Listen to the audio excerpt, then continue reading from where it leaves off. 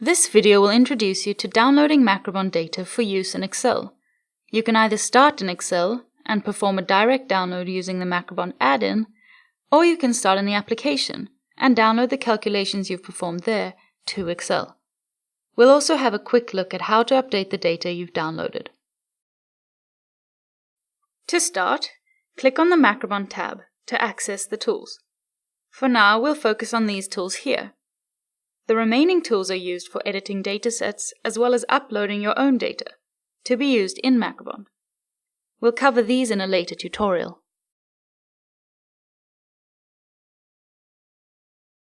If you're working in Excel and would like to download data directly, you'll use the Overview or All Series buttons under the Macrobond tab.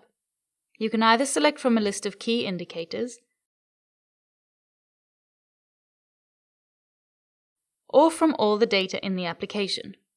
As a quick example, let's look into flow of funds data for the US. This gives you the option of going through all the different categories to select what you'd like to download. Once downloaded, the data will be organized in the same way as it's presented when selecting it.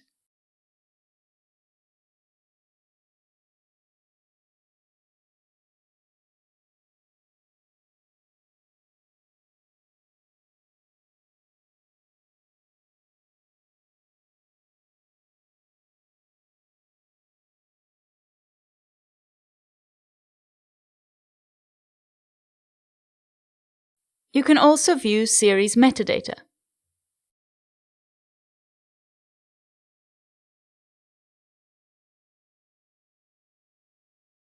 You'll see here that there are options for making changes to the data before downloading, but we'll look at those options in a later tutorial.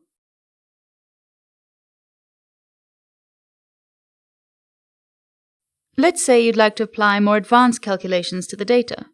Then this is a good method to use. It is typically much simpler to apply certain analyses in the application than it would be to use an Excel formula to do so.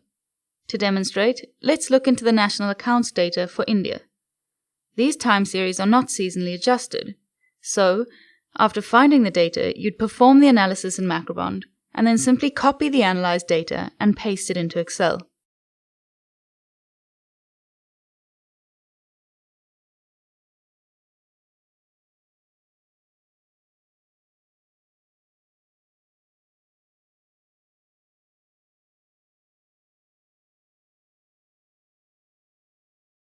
This red block here is called the dataset object.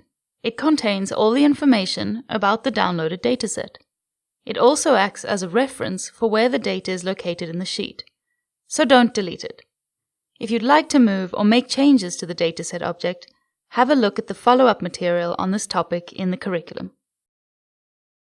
If you want to update the downloaded datasets to reflect the latest data release, click on Refresh.